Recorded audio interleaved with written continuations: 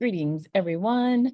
So, whenever I have a chance to share a trick of the trade or something with other teachers and faculty and about getting students to ask questions, I like to say clarifying questions or just check what they know, whether it's in an online class or face-to-face class or hybrid class or virtual class. I've come to use this discussion forum option, and it can work and be adjusted for any sort of learning management system you're using because there's usually some sort of discussion forum. So I call it the virtual office, and I'm going to just show two of my template classes. I have a lot of template classes because I like to practice outside of the classes that I actually use for my students. So it's called virtual office, and this is for a composition class. So the virtual office is a forum that you create. And inside that forum, I've just come inside the forum right now. I make a thread for all of the main writing assignments or projects, activities. You can set it up however you like, but there is a thread for each of those items. And this way, when students need to discuss a specific thing about class, it doesn't matter if I have office hours or not, they can come to the virtual office in our LMS and start talking about it. So here's just an example for this course. I have a syllabus posting thread, an extension voucher thread, make an appointment thread. I have this thing that I call anchor text. So it's just a mosh posh of things. So if they're talking about the anchor text project task, it goes here. And then our major projects, they each have a thread. And it's not much in there. This thread, it just says, hey, use this thread for posting. And since this is a template course, you don't actually see examples of students here.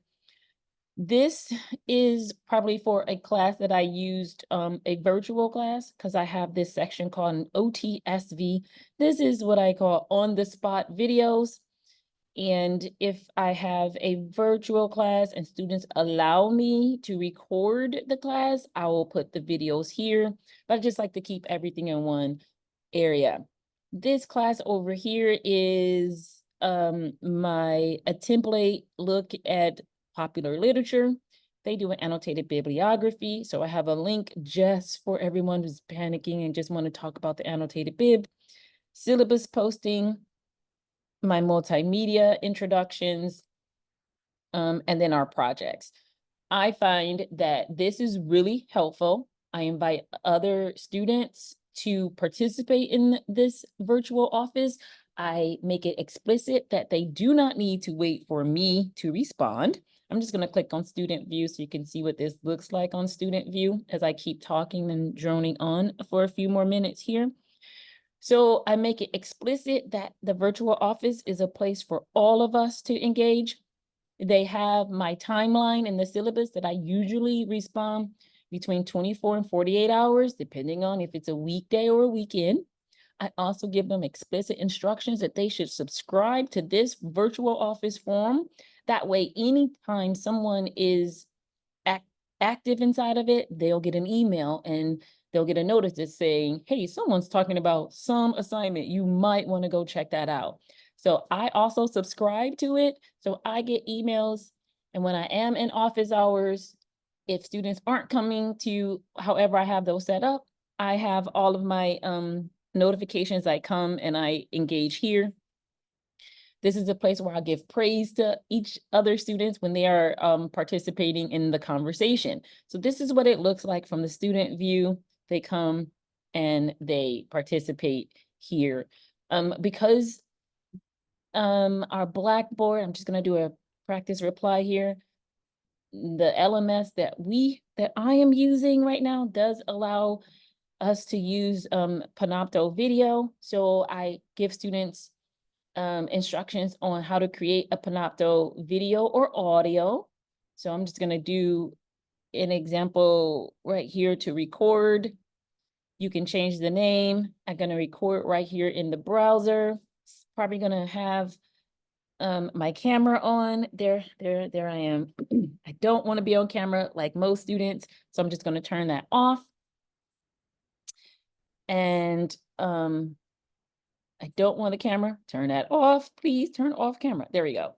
And so now it'll only record my audio.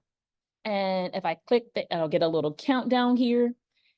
And so students don't have to type in the virtual office. They can just say, hey, does anybody know what that reference was for how to create an APA version of the works cited? I can't seem to find it. And then they pause. You can give it a name here again. This is a part that students that I have to tell them about. You do need to change your access on your Panopto video. I'm not an expert. I just set everything to public. That's what I do. And then there it is in my Blackboard post. It's just the video there.